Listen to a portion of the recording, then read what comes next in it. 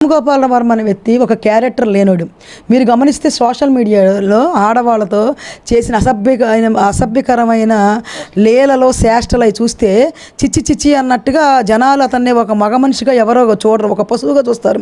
అలాంటి వ్యక్తి మొన్న జగన్మోహన్ రెడ్డి గారు అండ చూసుకొని ఏంటంటే అతనికి ఆల్రెడీ ఆయన సినిమాలు మొత్తం ఫ్లాప్ అయిపోయినాయి. ఎప్పుడో శివ లేకపోతే ఇంకోటి 1-2 సినిమాలు ఇట్టేనేమో, కానీ ఈ మధ్యకాలంలో ఆయనకి ఇట్టైన సినిమాలు లేవు. అందుకనే అంతకుముందు రంగా గారి సినిమా తీస్తాను, నెహ్రూ గారి సినిమా తీస్తా, నెహ్రూ దొడ్లో కూర్చొని మాట్లాడిన వ్యక్తి రామ్ గోపాల్ వర్మ. ఇవాళ కేవలం జగన్మోహన్ రెడ్డి అధికారంలో ఉన్నాడు, నేను ఏది మాట్లాడినా చెల్లుద్దని మాట్లాడావు. ఇవాళ భయపడి వణుకుతూ వస్తున్నావు కొంపలో, అందరూ గమనిస్తున్నారు. సరే, నేను భయపడట్లేదు, నేను ఎవరికి భయపడనని చెప్పేసి నువ్వు అనుకుంటే, నీకు దమ్ము ధైర్యం ఉంటే రా రోడ్డు మీదకి. ఇవాళ అదే విజయవాడ రోడ్డు మీద కూర్చొని నువ్వు తిట్టు. అప్పుడు తిట్లని పవన్ కళ్యాణ్ గారిని, నేను అలాగే చంద్రబాబు నాయుడు గారిని తిట్టు, జనాలు ఏంటో చూపిస్తారు. ఇప్పుడు పిరికోళ్ళలాగా వెళ్ళి దాక్కొని నీకు ఇష్టం వచ్చేది మాట్లాడతావేంటి మాటలు?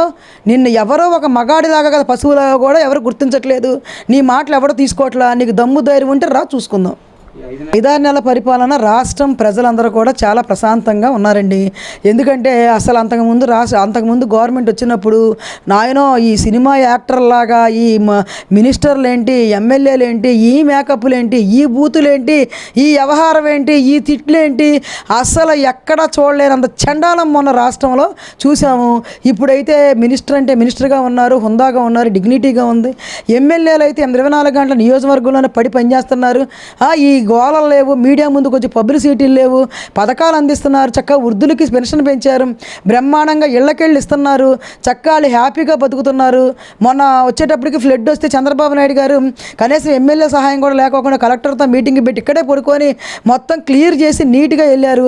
ఇవాళ రేత్రిపూట 7ంటికి వెళ్తుంటే ఒక దీపావళి పండగలాగా లైట్లు మొత్తం అన్నీ నీట్గా వేసి ఎయిర్పోర్ట్లో కూడా చక్కగా ఉంది. డెవలప్మెంట్ అంటే ఏంటనేది జనాలు తెలుసుకోబట్టి చేసిన తప్పు ఒక్కసారి చూద్దామని జగన్మోహన్ రెడ్డి గారికి వేశారు, తప్పు చేశామని మళ్ళీ చంద్రబాబు నాయుడు కూటమి వేశారు.